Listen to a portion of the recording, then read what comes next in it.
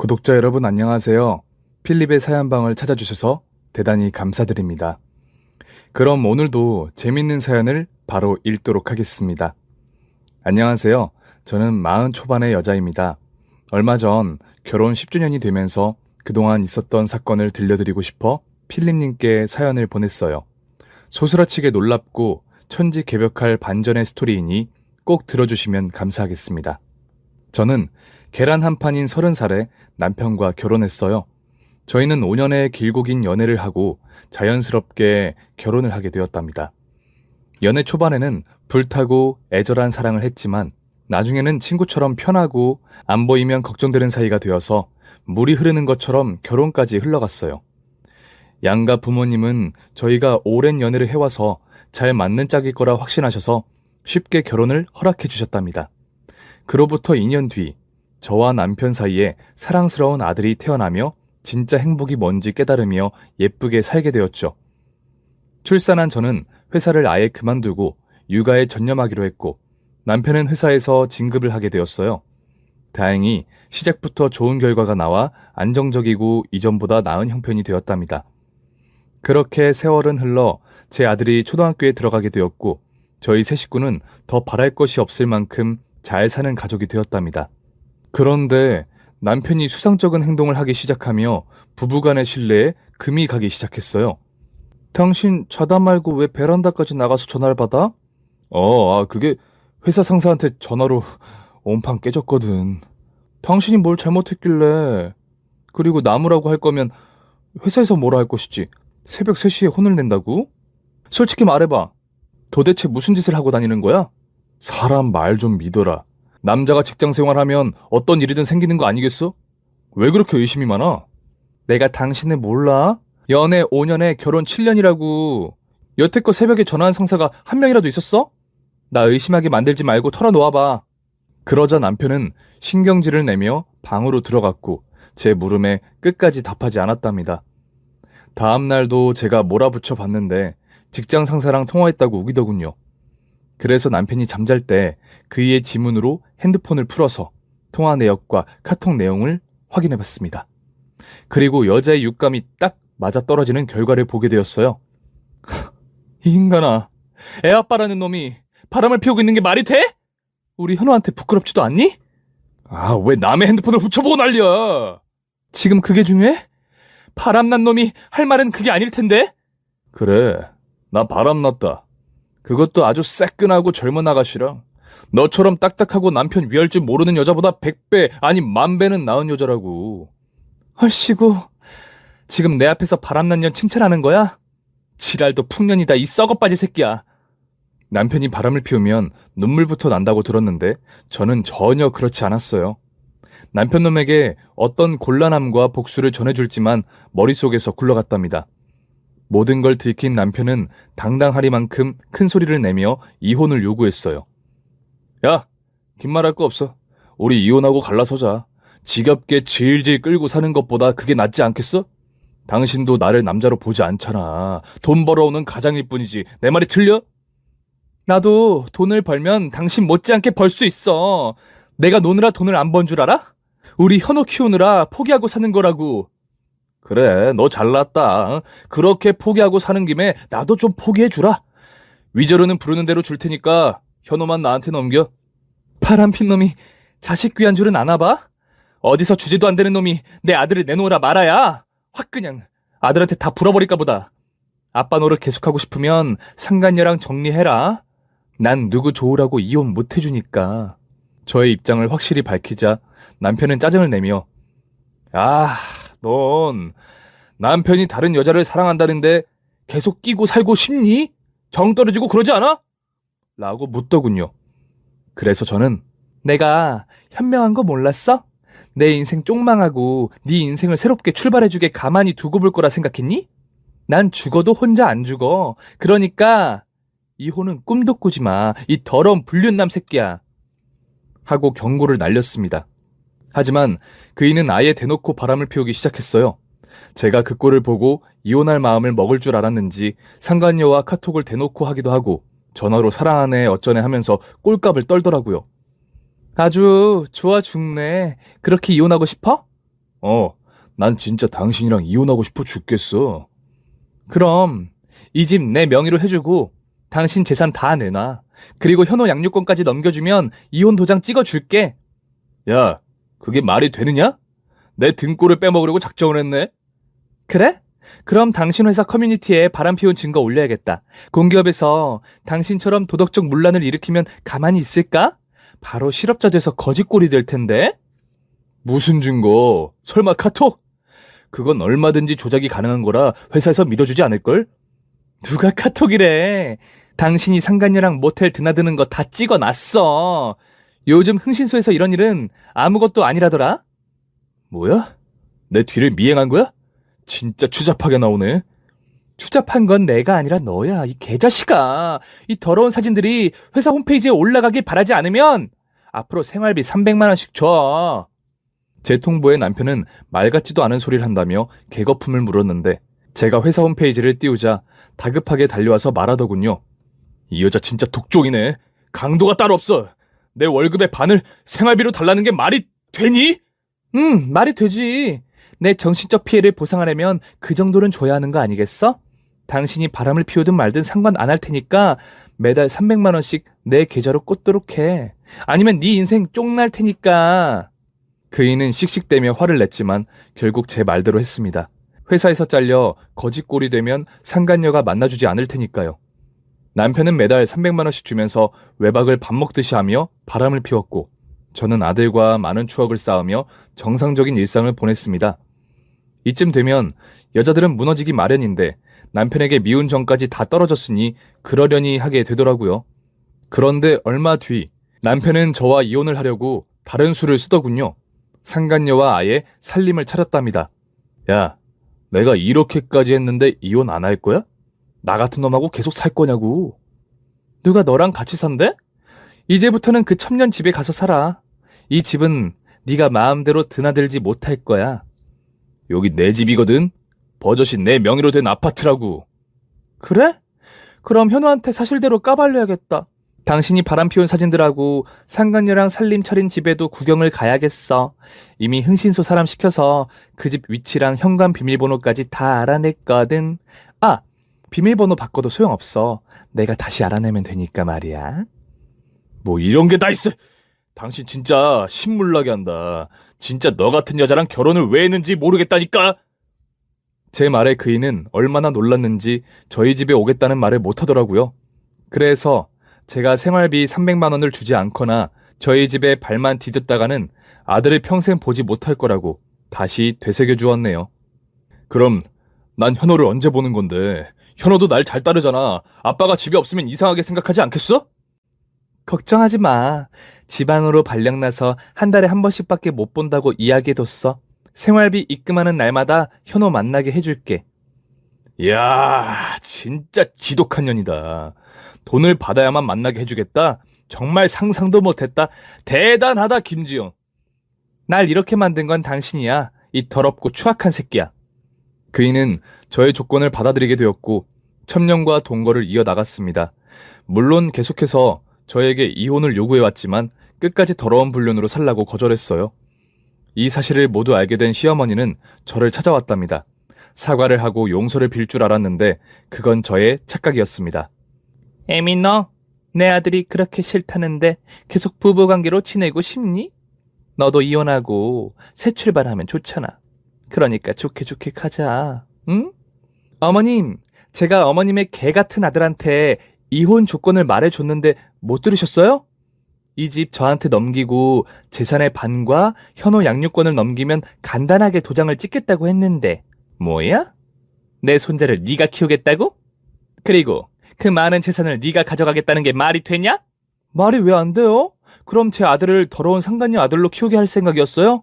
그리고 바람 피워서 이혼하는 건데 받을 건 확실히 받아야죠. 이제 보니 개 같은 남편이 누굴 닮았나 했더니 어머님을 쏙 빼닮았군요. 어디서 거저 먹으려고 하세요? 어머머머, 진짜 무서운 년이네. 이렇게 나오겠다면 우리도 가만히 있지 않을 거야. 가만히 있지 않으면 어쩌려고요? 저한테 괜한 짓 하시면 어머님의 개 같은 아들 인생은 제가 조져버릴 겁니다. 그러니까 조용히 사세요. 그리곤 생활비가 한 번이라도 끊기게 되면 회사 홈페이지에 남편놈 불륜 사진을 풀어버리겠다고 전해 달랬습니다. 그렇게 한 달의 시간이 지나자 남편놈은 불륜 관계에 흠집이 났는지 저를 밖으로 불러내 사정을 하더군요. 여보, 매달 300만 원씩 주는 거 너무 힘들다. 나랑 살고 있는 여자도 그걸 마음에 들어하지 않는다고. 내가 위자료 적당히 줄 테니까 여기서 이혼해주면 안 될까? 이 인간이 내 말을 콧구멍으로 들었나? 이혼 조건은 지난번에 말했잖아. 그게 아니면 지금처럼 살아. 여보, 나 좀 놔주라. 양육권 당신 줄 테니까 적당한 선에서 정리하자고. 아, 첩년이 내 아들을 키우는 건 못하겠대? 듣던 중 반가운 소리네? 그런데 이혼은 당신이 바라는 대로 안 돼. 내가 가진 게 많으면 이 집도 주고 재산도 절반을 주고도 남지. 그런데 일개 직장인이 아무것도 없이 재혼을 하는 게 가능하겠어? 나도 새 출발하려면 집 정도는 있어야 하잖아. 그건 네 사정이고 난 내가 원하는 거 얻지 못하면 계속 이대로 쭉 살 거야. 당신이랑 상간녀 피를 말려가면서. 생각해보니까 이렇게 사는 것도 나쁘지 않겠어? 아유, 이 거머리 같은 년. 너 알아서 해라. 무슨 말이 통해야 대화를 하지. 그이는 아무것도 얻지 못하고 상간녀의 집으로 돌아갔습니다. 그렇게 1년의 시간을 보냈는데 남편은 여전히 정신을 차리지 못했더라고요.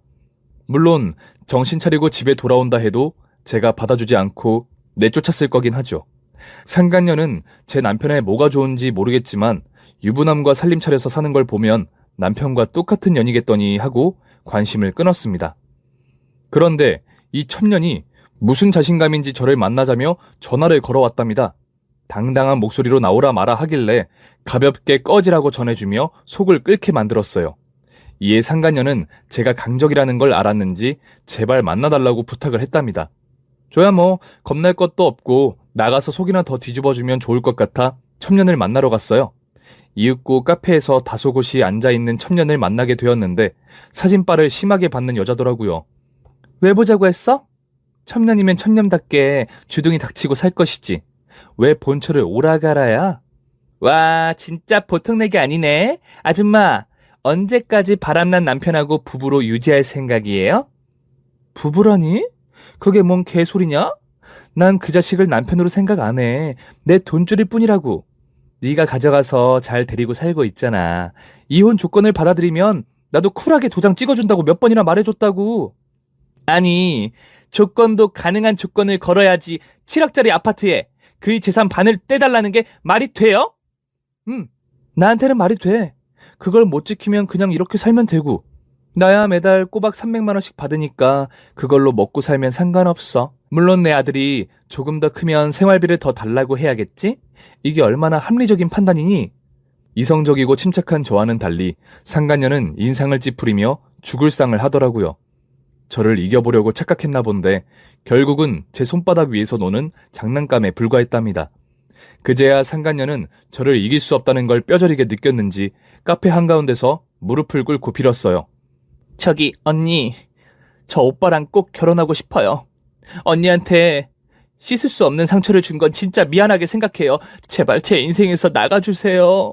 이렇게 부탁드립니다. 응, 싫어. 어디 첩년 따위가 본처한테 이혼하라 말아야. 니년 말을 들어보니까 더더욱 이혼은 안 되겠다. 내 남편만 조지려고 했는데 네 인생도 조져야겠어. 남의 집 파탄 낸 대가가 얼마나 큰지 내가 보여줄게. 일단 시작은 이거다. 저는 첩년을 일으켜 세우고 큰 목소리로 사람의 이목을 끌었습니다. 동네 사람들, 여기 제 남편하고 바람난 년이 저한테 이혼하라고 협박을 하네요. 여러분이 저 좀 도와주세요. 저더러 이혼하지 않으면 사람을 시켜 쥐도 새도 모르게 사라지게 만들어버린대요. 저 좀 살려주세요. 그렇게 소리쳤더니 카페에 앉아있던 손님들이 자리에서 일어나 먹고 있던 케이크와 빵을 집어 던지기 시작했습니다. 저 찢어갈게 버릴 년, 유부남이랑 바람 피운 것도 모자라 본처를 찾아와 협박을 해? 너 같은 년은 뒤지게 맞아야 해. 생긴 것도 눈이 쫙 찢어진 게 남자에 환장하게 생겼다. 이 년 잘 걸렸다. 내 남편도 바람나서 집 나갔는데 오늘 너한테 화풀이 좀 해야겠다. 사람들은 들고 있던 커피와 음료수를 첨년의 얼굴과 옷에 투척하며 물에 빠진 생쥐꼴로 만들었고, 카페 사장이 데코레이션으로 생크림 케이크를 첨년 면상에 골고루 발라주었답니다. 그리고 여기저기서 찰칵 소리를 내며 사진을 찍었네요. 잘 봤지, 이년아? 너 사람 잘못 건드렸어. 내가 어떤 년인지 이제 알겠지? 넌 이제 평생 첨년으로 살게 될 거야. 이게 시작이니까 네 인생 하수구로 빨려 들어갈 준비하고 있어. 제대로 경험시켜 줄 테니까. 상간녀는 아무 말도 못하고 거짓골로 울고 불고 난리였습니다. 저는 친절하게 경찰에 신고해 주겠느냐고 물었더니 됐다고 하더라고요. 그도 그럴 것이 경찰서에 가서 첨년이라는 걸 밝히면 지 부모가 다 알게 되고 곤란해질 테니까요. 그래서 첨년은 생일빵을 맞은 듯한 몰골로 카페를 빠져나갔습니다. 거기 더 있다가는 사람들에게 몰매를 맞을 분위기여서 밖에 나가서 쪽팔림을 당하는 게 낫겠다고 판단했나 봅니다. 이윽고 카페 안에 있던 사람들은 저에게 위로의 말을 전하며 커피 쿠폰 24개와 양손에 케이크를 쥐어주며 집까지 에스코트 해주셨습니다. 정말이지 제가 생각해도 저는 대단한 여자라는 생각이 드는 하루였어요. 그리고 아들이 조금 크자 생활비를 올려달라고 명령했습니다. 이제부터는 월 400만 원씩 줘. 현우 학원도 하나 더 보내야 하니까. 아니, 학원비가 100만 원은 하지 않을 거 아니야. 월 400만 원이 그렇게 쉬워 보이니? 어려워? 첨년이랑 살림까지 차렸으면 응당 이 정도는 줘야지. 여보, 이러지 말고 제발 이혼해줘, 어? 인간적으로 당신이 요구하는 건 다 해주지 못하지만 매달 양육비 보내줄게. 아, 나 생각 바뀌었어. 당신이 전 재산을 줘도 이혼 안 해. 평생 불륜남으로 살도록 할 거야. 그리고 행여나 나와 현우한테 돌아올 생각하지 마. 네 인생 천천히 조져줄 테니까. 그런 줄 알고 있어. 그럼 생활비 올려주는 걸로 알고 이만 가볼게. 남편은 혀를 차며 고개를 떨궜고 저에게 아무 말도 하지 못했습니다. 상간녀랑 살림을 차리면 제가 나가 떨어질 줄 알았는데 오히려 남편이 심한 스트레스를 받게 되었죠. 제 계획대로 피가 말라가는 걸 보니 마음이 조금 위안되기도 했답니다. 그렇게 별거 2년차가 되자 친정 부모님도 알게 되어서 저에게 빨리 이혼하고 새 출발을 하라고 말씀하셨어요. 하지만 저는 아직 때가 아니라고 전하며 귓등으로 들어버렸답니다. 또 저의 행동에 미치고 팔짝 뛰는 시어머니가 저를 찾아와서 소리를 고래고래 질렀어요. 야, 내 아들 좀 그만 놔줘라. 언제까지 이렇게 살 거야? 너 돈에 환장해서 이러는 거니? 내 아들 싹 벗겨먹으려고 작정을 한 거야? 이만하면 충분하잖아. 그니까 당장 이혼해. 더는 못 참겠다고. 이 아줌마가 지금 어디서 큰 소리야? 아들 새끼가 정신이 나갔으면 애미라도 제정신이어야 하는 거 아니냐? 어디 바람나서 집 나간 아들을 두둔하면서 내가 잘못했다고 짓거려. 이봐, 아줌마. 난 아직도 목말라. 당신 아들과 당신! 상간녀가 피눈물 흘릴 때까지 니들 오장육부를 갉아먹을 거야. 알아들었으면 당장 꺼줘. 이게 이제 시애미한테도 막말을 하는구나? 진짜 미치다 못해 환장을 했어. 너 내가 가만히 안 둘 거야. 내 아들한테 이혼 소송으로 끌고 가서 널 부셔버리라고 할 거니까 그런 줄 알아. 아줌마, 소송을 해도 내가 해야지. 피해자는 나라고. 정신 나갔냐나. 감히 불륜 저지른 새끼 애미 주제에 어디서 협박하고 어디서 큰 소리를 내. 당신도 나한테 씹어먹히기 싫으면 주둥이 다물고 조용히 살아. 아니면 당신도 돌맞게 만들어 줄 테니까 말이야. 내가 말만 하는 년이 아닌 건 당신도 알지? 처신 잘하는 게 좋을 거야. 마지막 경고니까 새겨 들으라고.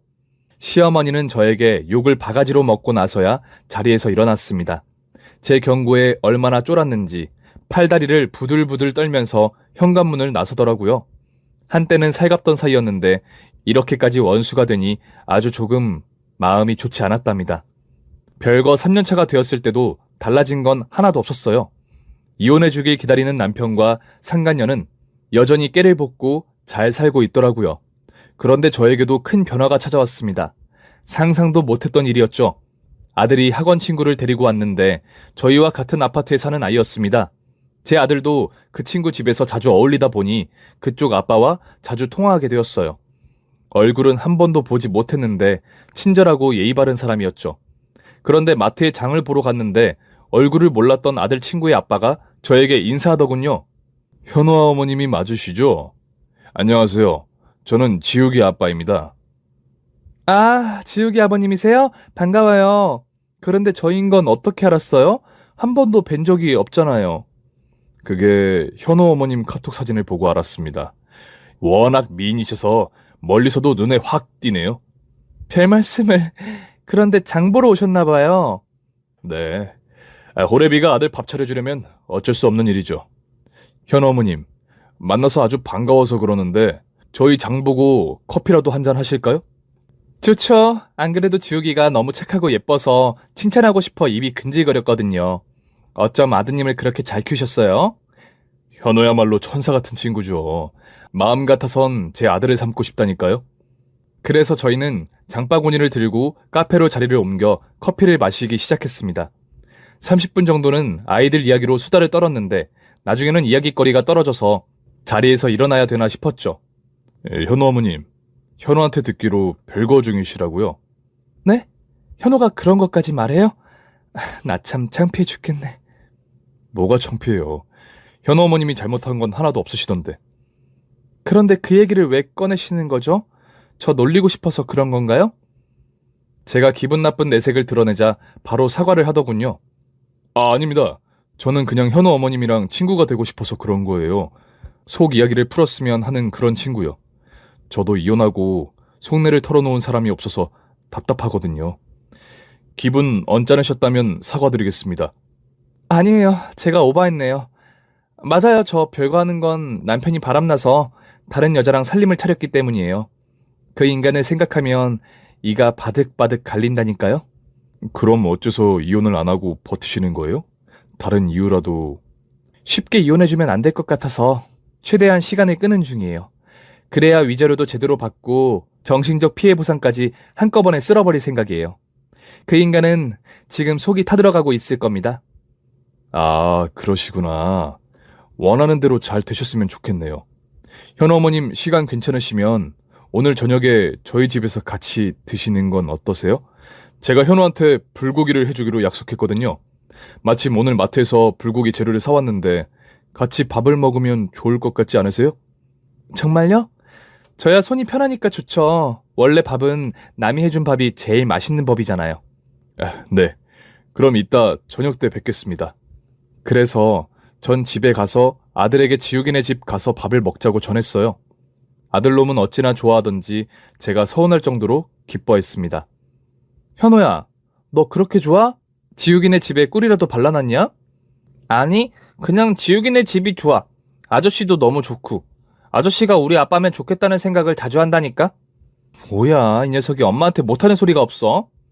왜? 우리 아빠는 지금 바람나서 다른 아줌마랑 살잖아. 엄마 초딩이라고 아무것도 모를 거라 생각하지 마. 내 나이 10살이라고. 나이 먹을 만큼 먹어서 알 건 다 안단 소리야. 으이구, 그래 참 오래도 살았다 이 녀석아. 그래도 지 아빠가 나쁜 놈인 건 아네.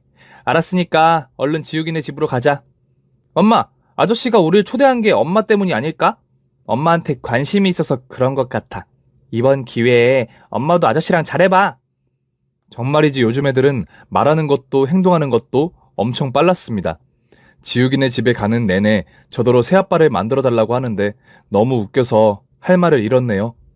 그렇게 지욱이네 집에 가서 맛있는 한 끼의 식사를 하고 나서 다음에는 저희 집에서 식사를 하게 되었답니다.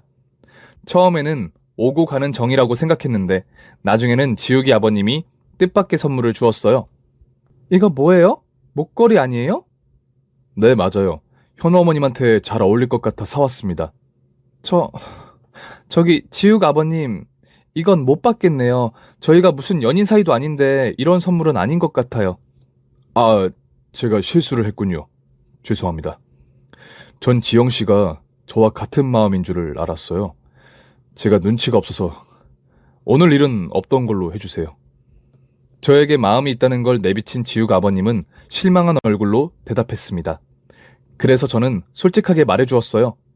저 성준 씨, 제가 이걸 거절한 건 성준 씨가 싫어서가 아니라 지금 제 상황 때문에 그런 거예요. 저는 이혼한 여자가 아니라 별거 중이에요. 만약 성준 씨와 시작하게 된다면 남편놈하고 다를 게 없는 사람이잖아요. 제 상황을 이해해 주셨으면 좋겠어요. 아, 정말요? 그렇다면 기다려야죠. 언제가 될지 몰라도 그날은 반드시 오겠죠? 글쎄요, 그렇지만 너무 기대하지 마세요. 저는 제 실속 챙기는 게 우선인 사람이라 제대로 된 위자료를 받지 않는 이상 이혼과는 계속 멀어질 겁니다. 그래도 기다릴게요. 부디 빨리 정리가 되면 좋겠네요. 그렇게 제 마음에 들어온 성준 씨의 고백을 거절했습니다. 그리고 얼마 뒤 남편과 상간녀는 제가 이혼해주는 걸 기다리지 못하고 일을 저지르고 말았답니다. 두 년놈을 감시하고 있던 흥신소 사장이 전해주었는데 두 불륜 커플이 상견례를 하게 되었다고 하더라고요. 저는 너무 기가 막히고 어이가 없긴 했지만 이번이 기회다 싶어서 작은 선물을 준비했답니다. 흥신소 사장이 저에게 받아간 가족사진과 호적 등본이 담긴 봉투를 상견례장 안에 있던 상간녀의 부모한테 건네주었어요. 그래서 상견례 자리는 난장판이 되었다네요. 상간남의 아버지는 제정신이 바뀐 사람이었는지 그 자리에서 남편을 두들겨 패고 상간녀도 머리채를 잡히며 먼지나게 두들겨 맞았답니다. 게다가 며칠 뒤에는 상간녀가 삭발을 한 사진을 저에게 보내주었어요. 그 면상을 보니 웃음이 절로 나왔죠. 여하튼 두 년놈은 상간녀의 부모한테 개처럼 얻어터지고 이별하게 되었답니다.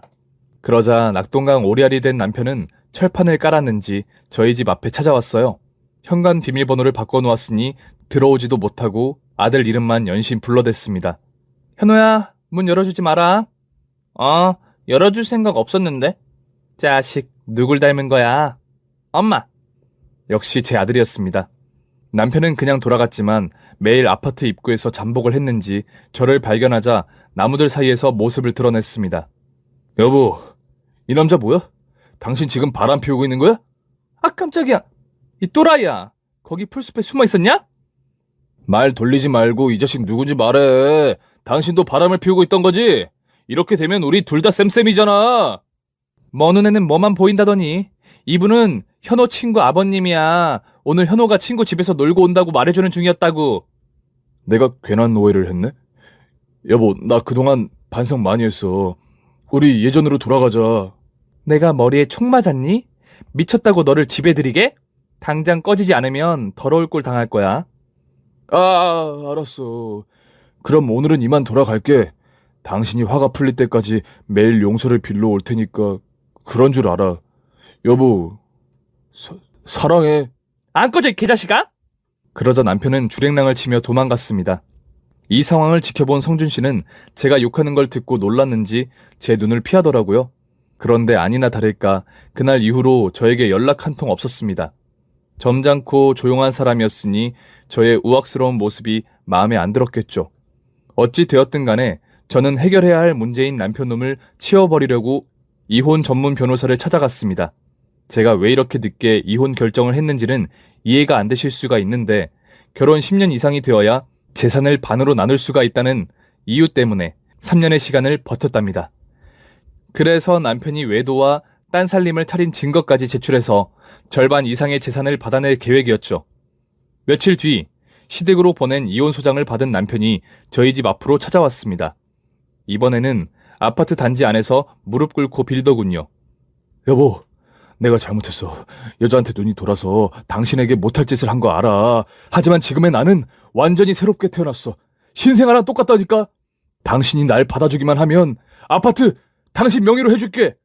당신이 뭔가 착각한 모양인데 재산 절반은 물론이고 나와 현우한테 준 정신적 보상까지 해야 할 거야. 내가 이런 날이 올 줄 알고 3년 동안 정신과에 다녔어. 그 기록을 다 제출했으니 당신은 이제 개털이 될 준비만 하면 될 거야. 꼬우면 변호사 선임해서 덤벼보든가. 여보, 아무리 그래도 이건 너무하잖아. 아파트에 내 재산 절반에 매달 양육비까지 충당하라니. 난 뭐 먹고 살라고. 자기야, 우리 대화로 풀고 이혼은 하지 말자. 내가 진짜 당신한테 잘할게. 이 미친놈이 자꾸 헛소리를 하네. 당장 안 꺼지면 가만 안 둔다. 그러자 남편이 본색을 드러내면서 일어나더군요. 젠장할. 야, 해도 너무하잖아. 위자료도 정도껏 요구해야지. 이게 돈독이 얼마나 오른 거야. 결혼 10년을 채우려고 내가 바람 피우는 걸 참았다는 게 정말 대단하다. 나는 상상도 못했다, 이년아. 넌 옛날부터 계산적이고 지밖에 모르는 여자였어. 그래서 내가 너한테 정이 떨어져서 바람 피운 거라고. 이제야 본 모습이 나오네. 나한테 줄 위자료가 아까워서 다시 들러붙으려고 발광하는 걸 내가 모를 줄 알았냐? 너한테 당한 걸 생각하면 그 정도 재산을 받아도 분이 안 풀린다고. 그러니까 잔소리 말고 법원에서 봐. 당장 꺼져! 그러자 남편은 화가 치솟았는지 손을 높이 들어 저에게 휘둘렀습니다. 저는 너무 놀라서 눈을 감아버렸는데 누군가 남편의 팔을 잡고 꺾더군요. 지욱이 아빠인 성준 씨였습니다. 이 자식이 남자 망신을 다 시키네. 종합 쓰레기 새끼. 너 같은 놈과 결혼한 지영 씨가 안 됐다. 저렇게 완벽한 여자를 농락하고 괴롭히다니 믿기지가 않는다고. 뭐야 이 자식. 지난번에 그놈 아니야. 둘이 그렇고 그런 사이인가 봐. 어디 남의 마누라 이름을 마음대로 불러. 이거 놔란 말이야. 하지만 성준 씨는 그이의 팔을 놓지 않고 어디론가 끌고 갔어요. 성준 씨, 그만해요. 그냥 무시해버리라고요. 그는 대답하지 않고 쓰레기 분리수거장으로 끌고 갔습니다. 그리고 음식물 쓰레기통 문을 열더니 남편의 머리를 그대로 꽂아버렸어요. 어떠냐? 네 동족들과 마주한 기분이. 진작 머리가 꼈잖아. 여보, 나 좀 빼줘. 토할 것 같아. 저는 그 광경을 보다가 이내 깔깔거리며 웃었습니다. 아주 쌤통이다. 쓰레기가 쓰레기통에 처박힌 꼴이 아주 잘 어울려. 내가 이럴 때가 아니지. 사진 찍어서 두고두고 봐야겠다. 휴대폰을 꺼내 사진 20장을 찍으며 웃음을 겨우 멈췄습니다. 남편은 낑낑대면서 겨우 머리를 빼냈는데 얼굴에 음식물 쓰레기가 범벅이 되어서 아주 가관이었어요. 저는 다시 사진을 찍기 시작했답니다. 흥분한 남편이 성준 씨를 향해 달려들었는데 제가 살짝 다리를 걸었더니 바닥에 쿵 하고 자빠졌어요. 그이는 앓는 소리를 내며 궁시렁거렸는데 이때 아파트 주민들이 몰려들었답니다. 남편은 쪽팔린 줄은 알았는지 얼굴을 가린 채 아파트 단지를 빠져나갔답니다. 성준 씨 고마워요. 저한테 연락을 아예 끊으셨던데 동네 이웃으로서 도와주신 거죠? 여하튼 고맙습니다. 아니요. 좋아하는 여자를 위기에서 도와준 겁니다. 그리고 연락을 끊은 건 다른 이유가 있는 게 아니라 조용히 기다리는 게 낫겠다는 판단이 들어서예요. 여기 아파트 주민들이 저와 지영 씨 사이를 두고 수근거리더라고요. 아직 지영 씨가 이혼 전이신데다 괜히 저 때문에 곤란한 상황을 겪을까봐 연락하지 않고 참은 겁니다. 진짜예요. 진짜 그랬던 거예요? 저는 제 우악스러운 모습에 정남이가 떨어져서 그런 줄 알았어요. 뭐 아직 저에 대한 마음이 여전하다면 다행이네요. 저 이혼 소장 냈거든요. 얼마 뒤면 저 쓰레기랑 갈라설 겁니다. 그것도 아주 많은 위자료를 받고 말이죠. 그거 희소식이네요. 정말 잘 됐어요. 그럼 우리 지영 씨의 이혼 날부터 시작하면 되는 거죠? 뭐 법적으로 문제가 없으니까 그때부터 만나면 좋겠네요. 야호! 이제 드디어 저에게도 새로운 사랑이 시작되겠군요. 지영 씨 고마워요. 그리고 사랑합니다. 그의 고백과 사랑한다는 말이 제 가슴에 진심으로 느껴졌고 이제야 제대로 된 사랑을 찾은 것 같아 다행이라는 생각이 들었답니다. 하루빨리 남편놈과 찢어지고 성준 씨와 새 출발을 하고 싶었어요. 그렇게 얼마 뒤 변호사가 재판 날짜가 잡혔다는 연락을 받게 되어서 당당하게 법원으로 향했습니다. 제 정신과 기록과 남편의 불륜과 살림을 확인한 판사님은 아파트와 재산의 절반을 위자료로 지급하라는 선고를 내렸답니다. 그리고 양육권도 제가 가지게 되었고 아들을 만나려면 제 허락이 있어야만 만날 수 있다고 판사봉을 두드렸어요. 저는 콧노래를 부르며 법원에서 나오는 반면 분노가 가득한 면상으로 남편이 나왔습니다. 그이는 마지막으로 저에게 욕을 하더군요. 아주 치밀한 년이었어. 이 무서운 마녀야. 너 같은 년을 데리고 살아준 걸 고맙게 생각해라. 그리고 양육권 소송은 다시 할 거니까 기다리고 있어. 얼마든지 덤벼봐. 그런데 당신 내일부터 출근 못할걸? 직장도 없는 놈한테 양육권을 줄 리가 없잖아? 그게 무슨 뚱딴지 같은 소리야. 내가 회사에 출근을 왜 못해? 그야 내가 회사 홈페이지에 네가 한 짓거리를 싹 다 올렸거든. 자세한 설명까지 덧붙여서 말이야. 진작에 그러고 싶었는데 매달 생활비를 받아야 해서 오늘 아침에서야 올렸어? 아까 당신 회사에서 나한테 확인 전화가 왔던데 아마 당신이 잘릴 거라고 하더라. 회사 명예를 실추했다고 쫓겨날 거라고 말하더라. 뭐야? 그게 진짜야? 야, 너 미쳤어? 회사 홈페이지에 그걸 왜 올려? 내가 너한테 뜯긴 돈이 얼마인데 그렇게까지 해야 속이 후련했냐? 그래야 속이 후련할 것 같았어. 어쨌든 나는 원하는 걸 다 얻었으니까 이만 가볼게. 아 참, 판사님이 매달 양육비도 주라는 거 들었지? 그러니까 빨리 다른 데 일자리 알아봐. 정 안 되면 알바라도 뛰도록 해. 야, 이건 해도 너무하잖아. 그러게 왜 잠자는 코털을 건드려서 이 모양이 됐니? 당신 인생은 이제 꽈배기처럼 꼬였으니까 잘 살아봐. 양육비 안 들어오면 또 법원에서 볼 줄 알고. 그러자 눈이 뒤집힌 남편이 저를 향해 돌진했습니다. 귀싸대기를 날리려고 손바닥을 들어 올리면서 말이죠. 그런데 그때 성준 씨가 나타나 그 자식의 팔을 또 꺾어버렸어요. 이 개자식아, 어디서 손찌검을 하려고 해? 너는 나보다 약한 여자한테 그딴 짓을 하고 싶으냐? 하여간 남자 망신은 다 시킨다니까. 아파 이 자식아! 그리고 네가 뭔데 이렇게까지 하는 거야? 내 아들 친구 아빠라면 당신이 말해봐. 이 자식 뭐하는 놈인데 맨날 갑자기 나타나서 이러는 거냐고. 그건 제가 대답을 제대로 못하자 성준 씨가 크게 말했습니다. 왜 말을 못해? 이 남자가 내 남자다. 이 사람이 내 사람이다. 왜 말을 못하냐고. 성준 씨. 왜요? 감동하셨어요? 제가 한 멋짐 하죠? 그게 아니라 왜 반말이에요? 우리가 언제 말을 까기로 했었나요?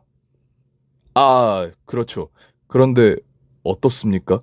오늘부터 1일이잖아요. 난 이제 지영이 남자야! 박력 있는 성준 씨의 말에 웃음이 새어나왔고 전 남편은 팔이 꺾인 채 욕을 짓거렸어요. 아주 생쇼를 하네. 드라마 찍냐? 야, 너도 이 여자랑 살아봐라. 야, 얼마나 무서운 년인지 뼛속까지 들킬 테니까. 난 무서운 여자가 이상형이다, 새끼야. 어쨌든 이 여자는 내 여자니까 다신 이 여자 앞에 나타나지 마. 안 그러면 쓰레기통에 똑같이 처박아 주겠어. 알았으니까 이거 놔. 그래야 니들 눈에서 사라지든지 할 거 아냐. 성준 씨는 얌전히 놓아주지 않았고 그 자식의 다리를 걸어 계단을 대굴대굴 구르게 만들었답니다. 전 남편은 거기서도 시선이 집중되었고 쪽팔렸는지 꽁지 빠지게 도망쳤답니다. 성준 씨 어떻게 알고 왔어요? 내 여자친구가 가는 곳을 남자친구가 모르면 될까요? 아, 성준 씨 오글거리니까 그만하세요. 저는 등을 돌리고 종종 걸음으로 주차장을 향했습니다. 그런데 뒤에서 성준 씨가 애기야, 같이 가자 애기야. 하드 사줄게. 하며 제 뒤를 졸졸 따라왔어요. 진지하고 얌전한 사람인 줄만 알았는데 이런 귀여운 면이 있는 줄은 처음 알았네요. 그래서 제 심장이 더 심하게 널뛰었답니다. 그렇게 저와 성준 씨는 본격적으로 연애를 하게 되었는데 현우와 지우기까지 함께하는 가족 데이트였답니다. 지우기는 성준 씨한테 무슨 교육을 받았는지 저한테 엄마라고 부르기 시작했고 현우 역시 성준 씨에게 아빠 아빠 하며 따르더군요. 결국 결혼을 전제로 만나게 되는 연애가 된 셈이었죠. 그런 사랑을 예쁘게 나누고 있던 와중에 전 남편의 소식을 전해 듣게 되었어요. 양육비를 절반만 보내서 연락을 해봤더니 지금 공사장에서 인부로 일하는데 비가 오는 날이 너무 많아서 일을 못했다고 푸념을 늘어놓으며 봐달라고 사정했습니다. 그래서 저는 한 번은 봐주지만 두 번째는 얄짤 없을 거라고 경고했어요. 그리고 상간녀의 소식도 들었는데 제 전남편과 헤어지고 얌전한 남자를 만나 결혼 직전까지 갔는데 상간녀 친구들이 불륜녀라는 걸 까발리면서 결혼이 파토났다고 하더라고요. 그 말을 듣자 얼마나 통쾌하고 속이 시원하던지 혈액순환이 절로 되는 기분이었답니다. 지금의 저는 성준 씨와 재혼을 해서 아들 둘을 키우고 있어요. 현우와 가슴으로 낳은 지우기를 말이죠. 남편은 매우 가정적이고 헌신적인 사람이에요. 1년 동안 결혼 생활을 하면서 한 번도 미운 적이 없었답니다. 그리고 한 가지 좋은 소식이 더 있는데 현우와 지우기에게 여동생이 생길 예정이에요. 얼마 전 산부인과에 가서 임신 6주 소식을 듣고 왔답니다. 비온 뒤에 땅이 굳고 예쁜 꽃까지 피우는 날이 저에게 온 거죠. 저의 판타스틱한 복수 이야기는 여기서 줄여야겠네요. 다들 속이 시원하셨고 재밌으리라 믿습니다. 그리고 아픈 과거가 있는 분들께 작은 위로가 되셨기를 간절히 소망합니다. 오늘의 사연도 엄청 충격적이고 재미도 있네요. 마지막 반전까지 들으니 속이 시원하시죠? 오늘도 사연이 재밌으셨다면 구독과 좋아요를 꼭 눌러주세요. 저 필립은 다음 사연을 가지고 돌아오겠습니다. 모두 행복한 하루 보내세요.